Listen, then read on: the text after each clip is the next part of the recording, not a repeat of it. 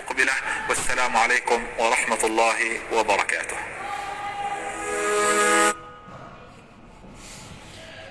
Bismillahirrahmanirrahim. Assalamualaikum warahmatullahi wabarakatuh.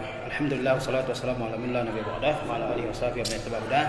Kita lanjutkan membaca kitab Al-Kabair karya Al-Imam Az-Zahabi rahimahullah. Sekarang kita baca Al-Kabiratus Sabi'atu, dosa besar yang ketujuh, fi tarkil haji ma'al qudrati alaihi, yaitu mengenai orang yang meninggalkan mengerjakan ibadah haji disertai kemampuan untuk mengerjakan haji.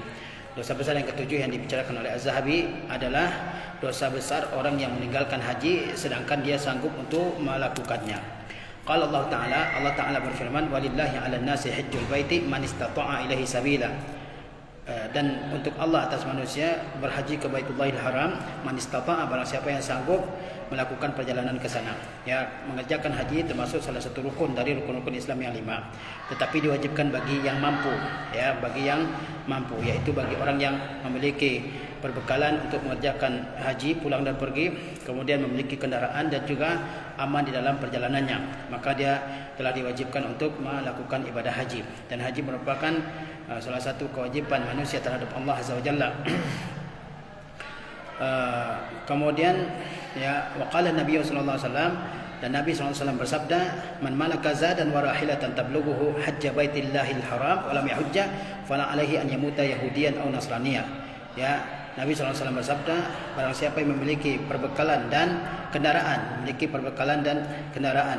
tablughuhu hajja baitillahil haram, yang menyampaikannya untuk berhaji ke Baitullahil Haram, walam yahujja, namun dia tidak berhaji, fala alaihi, maka tidak ada atasnya an yamuta yahudian atau nasranian, maka matilah dia sebagai seorang Yahudi atau seorang Nasrani. Jadi syarat untuk wajibnya haji adalah memiliki perbekalan untuk melakukan haji ketika pulang dan ketika pergi, ada kendaraan yang akan mengantarkan ke sana, kemudian juga aman dalam perjalanan, dan bagi perempuan ada mahramnya, karena perempuan tidak dibolehkan melakukan safar selama tidak ada mahramnya. Kalau tidak ada mahram, berarti dia belum wajib untuk mengerjakan ibadah haji meskipun syarat-syarat yang lain sudah dipenuhi.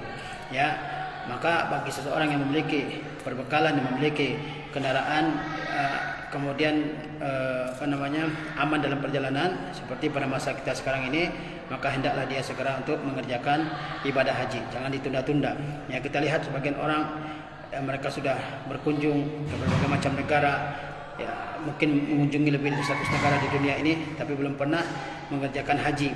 Ya, padahal negara-negara kafir dia sudah kunjungi semua, dia tidak mau mengerjakan haji. Ya, ini adalah orang yang telah melakukan salah satu dosa besar dari dosa-dosa besar, menunda-nunda pelaksanaan ibadah haji sedangkan dia mampu untuk melaksanakannya. Bukan berarti tidak boleh melakukan wisata atau kunjungan ke negara-negara yang lain, boleh, tapi ada yang patut untuk segerakan mengerjakannya, yaitu ibadah haji ketika seseorang sudah mampu untuk mengerjakannya. Ya, dan haji ini diwajibkan sekali seumur hidup. Ya, sebagaimana Rasulullah SAW mengatakan, kalau saya katakan haji itu berulang-ulang, maka pasti diwajibkan berulang-ulang dan kalian tidak sanggup untuk mengerjakannya. Jadi haji itu diwajibkan hanya sekali seumur hidup, ya, bagi yang mampu. Bagi yang mampu itu adalah ada perbekalannya, ada kendaraannya, dan ada keamanan dalam perjalanannya. Kalau syarat-syaratnya belum terpenuhi, maka dia tidak diwajibkan untuk mengerjakan ibadah haji. Dan bagi perempuan ada mahramnya. Wazalika li anna Allah Ta'ala yaqulu, jadi tadi dikatakan oleh Zahabi, beliau meriwayatkan hadis dari Nabi SAW, barang siapa yang memiliki perbekalan dan kendaraan yang bisa mengantarkannya untuk haji ke Baitullahil Haram, kemudian dia tidak mau berhaji, maka tidak ada bedanya dia mati sebagai seorang Yahudi atau seorang Nasrani. Karena kata Zahabi, Allah SWT berfirman, walillahi 'alan nasi hajjul baiti man istata'a ilaihi sabila. Ya, dan bagi Allah atas manusia berhaji ke Baitullahil Haram barang siapa yang sanggup melakukan perjalanan. Ya, jangan takut uang habis, ya, insyaallah Allah SWT akan menggantinya, dan jangan ditunda-tunda, karena salah satu konsep dalam agama kita adalah bersegera untuk melakukan kebaikan, al-musara'atu ilal khair, ya, bersegera untuk melakukan kebaikan. Sebagaimana kata Allah, wasari'u ila magfiratin min rabbikum.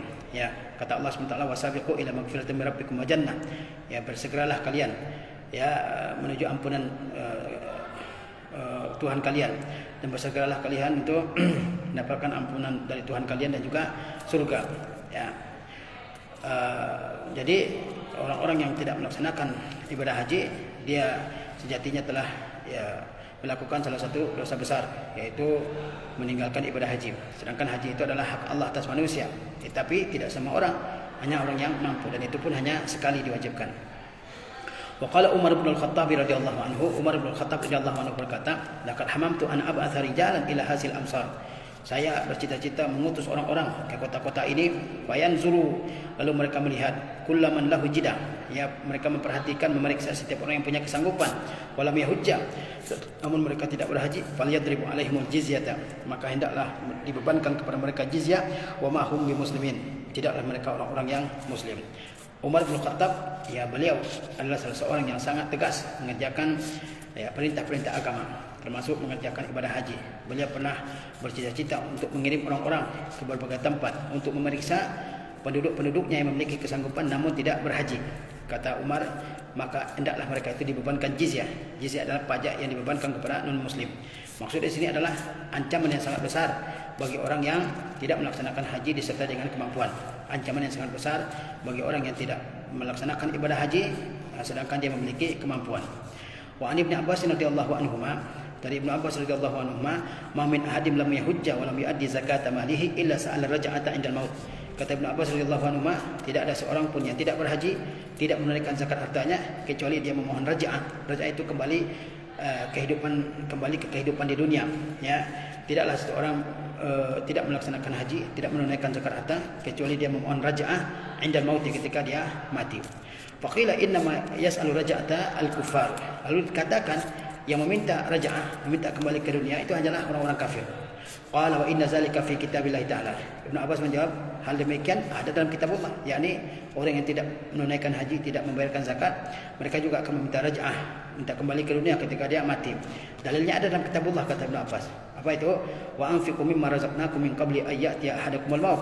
Dan infakkanlah dari apa-apa yang telah kami berikan sebagai rezeki kepada kalian sebelum datang kematian kepada seseorang di antara kalian. Fa yaqulu rabbi laula akhartani ila ajalin qarib. Lalu dia berkata, wahai Rabbku, kenapa engkau tidak mengakhirkan, menunda umurku sampai waktu yang dekat? Fa asaddaqa, sehingga saya bersedekah, ai uaddi az-zakata, maksudnya saya bisa tunaikan zakat, aw aku minas salihin, dan aku menjadi orang-orang yang saleh.